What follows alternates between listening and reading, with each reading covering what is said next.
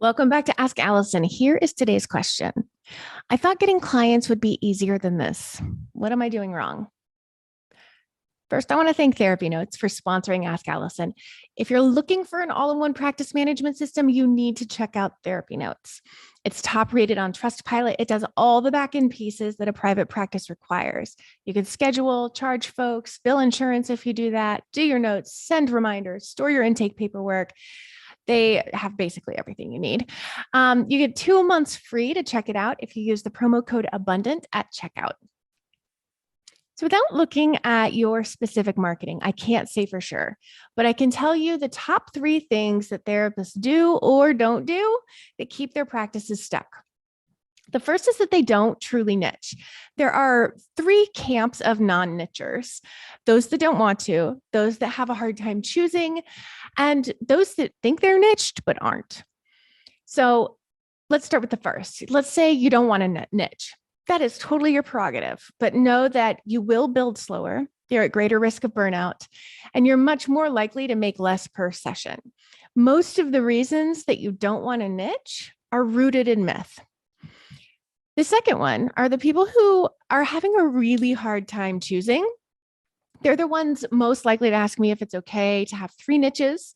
And again, it's your prerogative. But if I'm looking for therapy and I see my problem sandwiched between struggles I see as very different from mine, I don't see that therapist as the therapist for me. For instance, if I have postpartum depression and I see someone whose website says specializing in substance abuse issues, PPD, and recovery from narcissistic abuse, I'm going to keep looking and find somebody who specializes exclusively in postpartum depression, or at least postpartum depression and some things that feel somewhat related. Not that those other things can't be, but you know where I'm going. The therapists who think they're niched but really aren't, they've zoomed out too much from the issue until it's so vague that clients don't recognize themselves in it. A really popular example is women in transition. I have worked with women since the early aughts and have never once heard a single client say they're coming into therapy because they're in transition. They say they're newly divorced, or they're empty nesters, or college is not feeling like the best 4 years of their life as promised, or they're new to this city. Don't be afraid to choose and to be really specific. Our ideal clients' problems are very specific to them. The second big issue is not knowing how to market. And we went to school for quite a while to become therapists.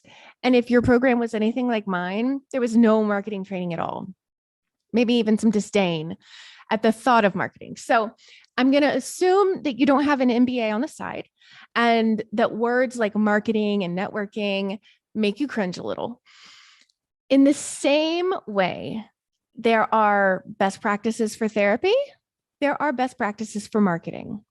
Are there some effective strategies in both therapy and marketing that aren't considered best practices? Sure are, but I'm not going to recommend them for beginners. Before you get experimental with your marketing, learn the basics. It's a lot easier to learn than therapy, and I promise you that there are some strategies that are going to feel aligned, non-slimy, and even fun.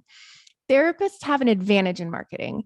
Marketers work so hard to understand their target market's thoughts and feelings in order to speak to those things. And our clients literally tell us that stuff. We don't have to guess. And I want to be really clear here that we should use that information in ethical, helpful ways. I strongly discourage any fear-based marketing. Instead, use your knowledge to provide helpful information for your potential clients so that they can make an informed decision about whether you're a good fit for them. Describe their pain on your website, for instance, so that they know you get it, that you have experience with clients like them, and you can help them. But don't under any circumstances insinuate that if they don't see you or get help now, their lives are going to become even worse. That's awful, and it's the kind of marketing that makes marketing look bad.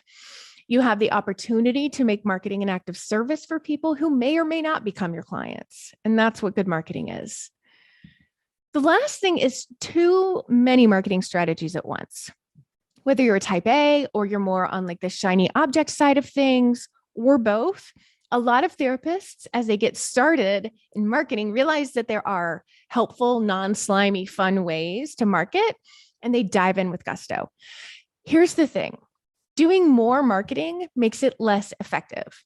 And I know that seems counterintuitive, but it's like trying to do more therapy modalities. If you are trying to do IFS, DBT, CBT, ACT, EMDR, brain spotting, psychoanalytic, interpersonal, somatic, all in one session, or even in the course of one person's therapeutic experience with you, it's probably going to dilute the efficacy of your work, right? Mushing it all together isn't helpful. And it's the same with marketing. So I recommend committing to no more than 5 strategies. And most therapists are like, okay, wait, what's a strategy? What's a marketing strategy? So, like, having a website is one, networking is another. I like a mix of in person and online, and a mix of set it and forget it, like an online listing, and ongoing, like a social media platform. You're a therapist, you're not a full time marketer, and I don't want you to spend an equal amount of time marketing as you do therapizing. Yes, there's going to be a lot more marketing in the beginning, but once your marketing is set up, I really want you focused on doing the therapy that you love to do. Maintaining more than 5 strategies is going to make it really hard to do the strategies well, and it's going to take away from your therapy time and your energy. So, to get back to that initial question of what am I doing wrong? I'm fairly confident it's one of these things. And I want you to be so gentle with yourself about that, because there's literally no way that you'd intuitively know these things. And we weren't taught them in school. So is there some correction to be made? Possibly, sure. We have a Know Your Niche course and a Marketing Fundamentals course in the Abundance Party. There are tons of other courses and trainings in there as well. It's $69 per month. Most therapists starting out with a new business can invest in that way. Plus, we have a really incredible community that will give you educated feedback about your niche and marketing. Most of the therapists who use what they learn in the Abundance Party end up with the 6-figure practices they were hoping for. And those that don't hit 6 figures, it's usually because they just don't want to see that many clients or don't want to charge a higher fee. And we are all about you building what you want. So you can join us over at abundanceparty.com, and I will talk with y'all later.